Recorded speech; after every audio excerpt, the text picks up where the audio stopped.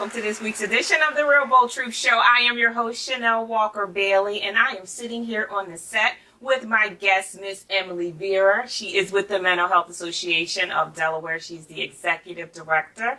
Hi, Emily. Welcome back to the show. Thank you again for having me. Absolutely. And if you all remember, Emily was a guest here last month talking about the Mental Health Association of Delaware and all the wonderful things that it advocates for and provides for the state of Delaware and its residents. So welcome back, Emily. Thank you so much. Thank you. Let's start off the show with you reintroducing yourself to the Real Bold Truth audience and what it is that you do for the association. Okay. So as Chanel mentioned, my name is Emily Vere, and I'm the executive director at the Mental Health Association in Delaware. So I just kind of try to keep things running smoothly. Our mission, again, is to advocate, support, and educate Delawareans in order to support mental health in Delaware. Absolutely. It's something that's needed so much because we talked about the last time that you were here that the statistics on the website says that nearly 100,000 people, residents in the state of Delaware, suffer from some form of mental health issues such as depression, anxiety, and all types of things in between, right? That's right. So it is really, really important for us to know, and I brought Emily on the show so that we can understand what the connection is and the resources that we actually have here in Delaware. So the Mental Health Association actually had an exciting conference last month on trauma, and I was, blessed to be able to attend it. It was phenomenal, let me just say. And of course, Emily was a presenter. So the issue or the topic of trauma, why was that so important that a whole conference would need to be, developed around it?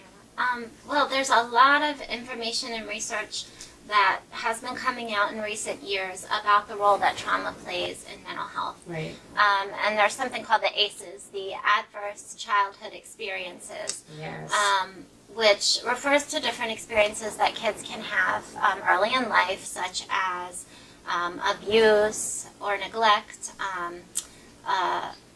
losing a parent, having a parent incarcerated, or a parent who uses substances in an unhealthy way, witnessing domestic violence, and those sorts of things. So all those different traumas that can happen have been linked with health outcomes later in life that aren't very good. And especially with behavioral health, so yes. Substance use and mental illness, such as depression.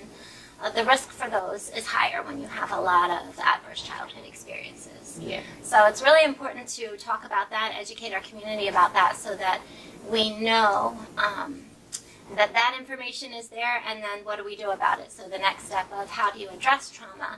Just because you have those adverse experiences doesn't mean that you then have to suffer for the rest of your life from it. There are things that you can do to maintain your health and to become healthier, and react in a healthy way to stress and difficulties. And so that's what we were trying to begin to teach during our conference. Oh, absolutely. I was blown away by the information, especially the ACEs score. I believe there are 10 questions that kind of measure if trauma has been an impact in your life as a youth. And I went on the website. It's a free link and a free website. I actually should have found out what that is. Do you know what that is off the top of your head, the ACEs test? That is a good... Don't worry about it, because we can find it, and I'll Google link it to the show. I'll link it to the show later. But I actually took the test, and they asked us, at the table to take the test. And, I scored pretty high. So that answered and brought a lot of clarity to some of the things that I have endured as a child and some of the experiences that have actually transferred over into my adult life. And it was actually eye-opening for me. So I'm very grateful to be able to attend that conference. So we are coming up on the holidays, and it's big for me to be able, on the Real Bold Truth Show, to talk about mental wellness around the holidays, because a lot of people suffer from depression around this time. Why do you think that is? I think there's a few different things that could happen. For one thing, loss of loved ones is often especially difficult during the holidays. Yeah. Just missing the people that you have spent previous holidays with, that can be really hard.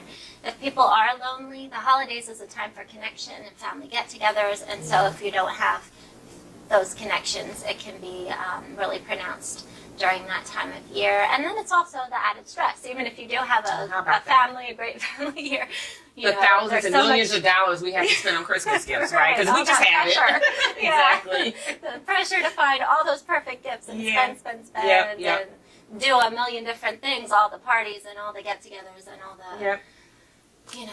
It's just a lot. It's a lot. And so what recommendation would you have, as being a resource for the Mental Health Association of Delaware, what would you have for people to cope around this time of year? Well, I think depending on what the issue is, there's different things you can do. But of course, if you're stressed, I always tell people to break their big goals into small goals and practice self-care. Yes.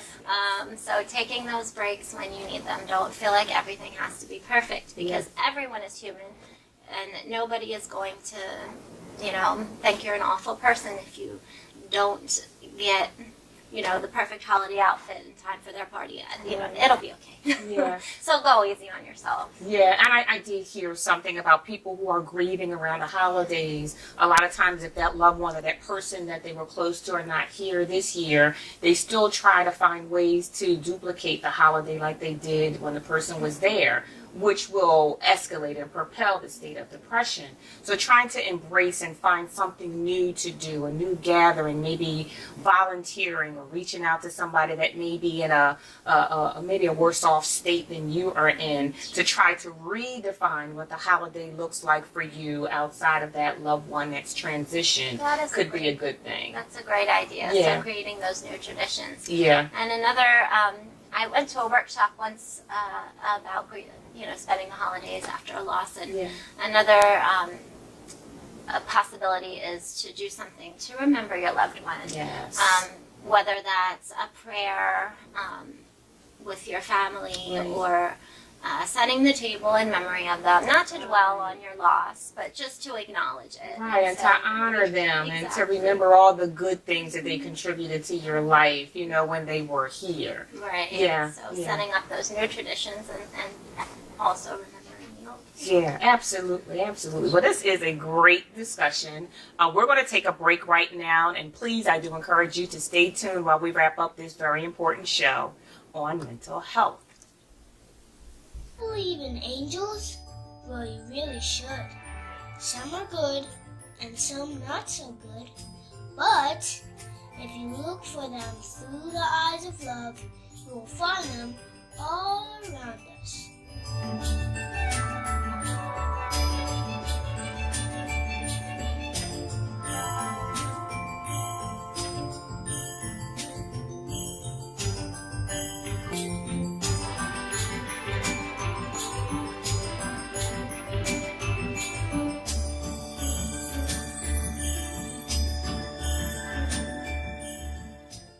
Welcome back again to the Robo Truth Show. I'm Chanel Walker-Bailey, sitting here with Emily Vere with the Mental Health Association of Delaware, the Executive Director, and she is giving us some wonderful information on what we can do, people can do around the holidays when we may be feeling a little bit low due to a loss or any other matters. Emily, what can people do?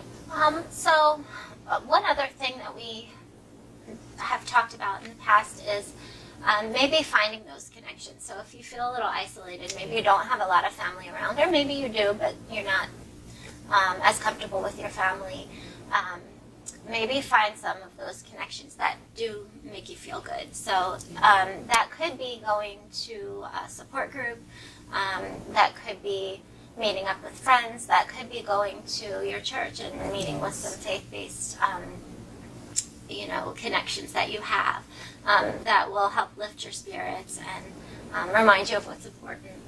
Absolutely.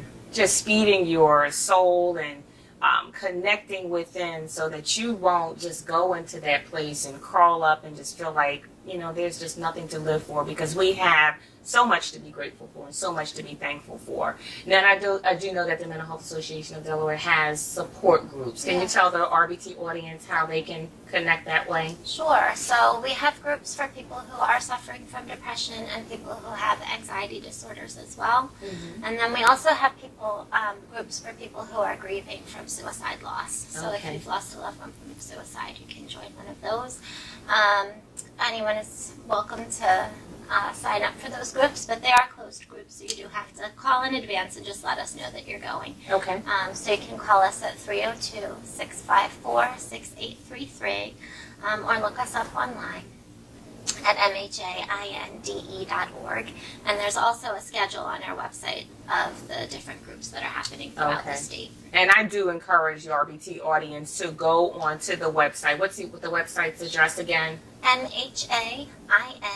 mhainde.org.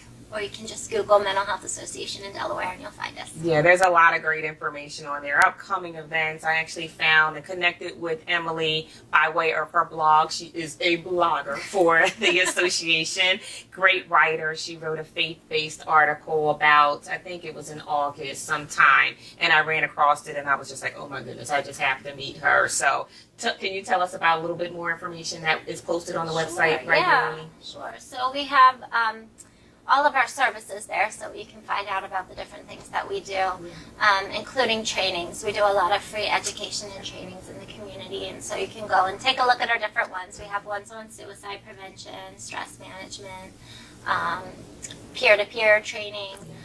So there's information about all of that, upcoming events and fundraisers that we have throughout the year. That's all there, and we would love for you to visit. Yeah, I was really excited about finding out that the Mental Health Association nationally, just not with Delaware, has a peer support training program where somebody who has overcome issues with mental health can actually be a peer to somebody else that's going through, pulling that person up and helping them to become strong so that, they can begin to give back to others as well. So look for information about that as well. So 2019 is coming. Anything in particular exciting going on with the association we can look forward to?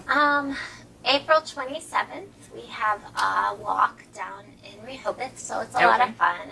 It's a fundraiser. A lot of people walk to honor loved ones that they've lost to suicide, or loved ones who are suffering from mental illness, or maybe because of their own experience they walk. But it's usually really nice weather-wise at that time of year, not too crowded, so it's kind of fun to just go down there and take a walk with us, raise some money for mental health. Okay. And then we just are going to stay connected to see if anything else actually pops up, because the association has conferences throughout the year. Yeah, we're always doing training every quarter, so.